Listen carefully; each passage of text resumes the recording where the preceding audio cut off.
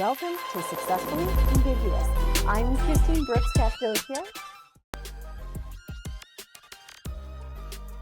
What if conflict wasn't a bad thing?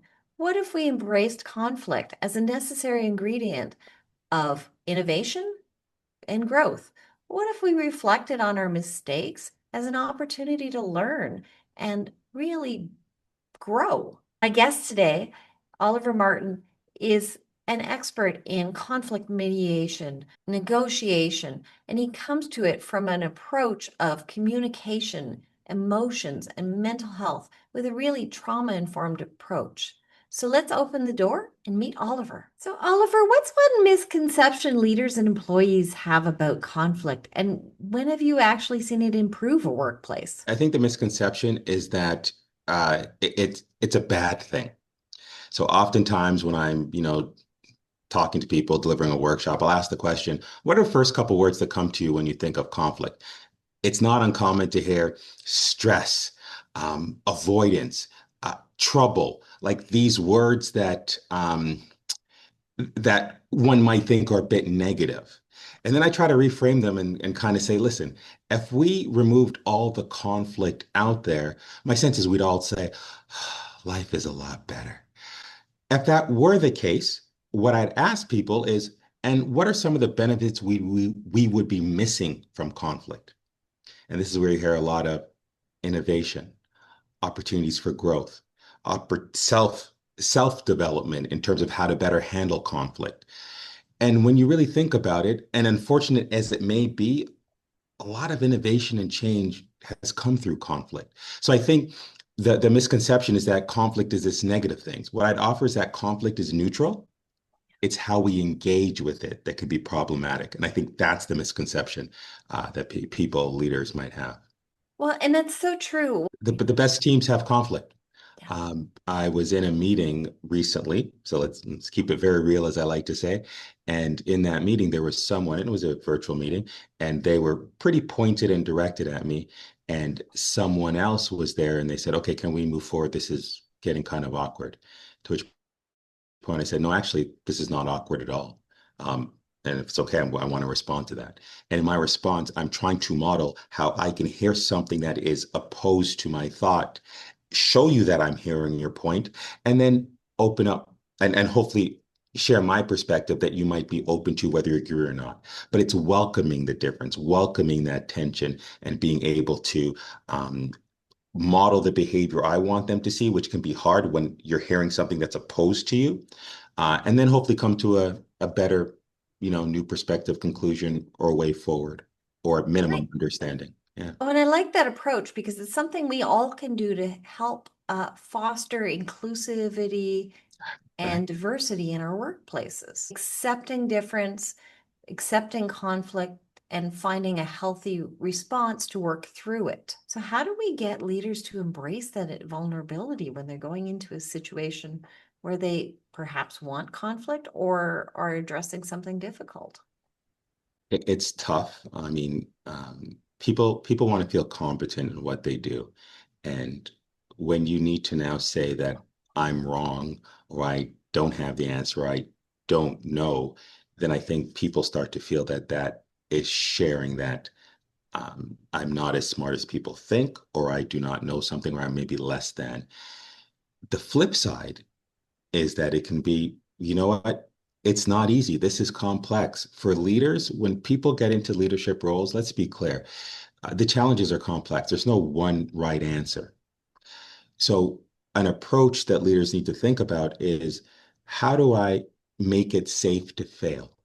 Can we do things in which it's safe to fail? And part of that is me modeling that it's safe to fail, that I may not have all the answers, because the truth is there are likely many different ways to go about achieving that. So what do leaders need to do? I think there's a lot of work, self-work that needs to be done on that, quite frankly, to be able to shift from that model that's been the leader has all the answer. There's one truth to this, or there's one way to do this. And it, through coaching, through a trusted friend or resource that you have in which you maybe can talk this through. Because it's easy to say, just put it out there and say that you've made a mistake.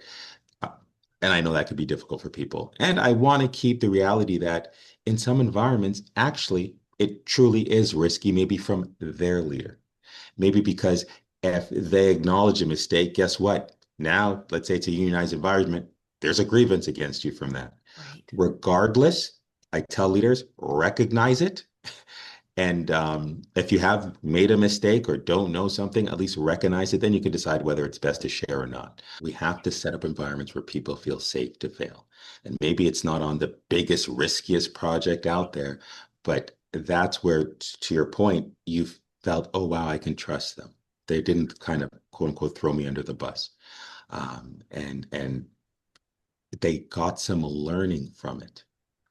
Conflict is also an opportunity to learn. Mistakes are Oh, an opportunity to learn. I like that. And that's one of the reasons why continuous learning is so important. Yeah, I joke that so sometimes in a session or workshop in learning, want to do some role play exercises. What's interesting is that when I'm working with an intact team, so a team that they all know each other and they work together daily, that can feel harder for people to do. And they'll say, oh, I don't want to do a role play. Where I know those same people, when I bring them into a broader learning session with strangers, they're a bit more comfortable. Why might that be at times? Because they don't want to feel judged by their peers. They don't want to make a mistake. And I was doing a learning program myself around leadership. And one exercise that we did that I kind of always remembered, we created a resume of all our mistakes, of all our failures. And then we got into a big circle and we kind of celebrated it. Because the truth is, without those mistakes, we all wouldn't be where we are. So I just think it's important to embrace it and learn from it. There's a reason why the Aristotle's arch of storytelling has a conflict in Act 3 every time. If someone is listening and dreading a difficult conversation this week, what's one thing they should do before they walk into that conversation?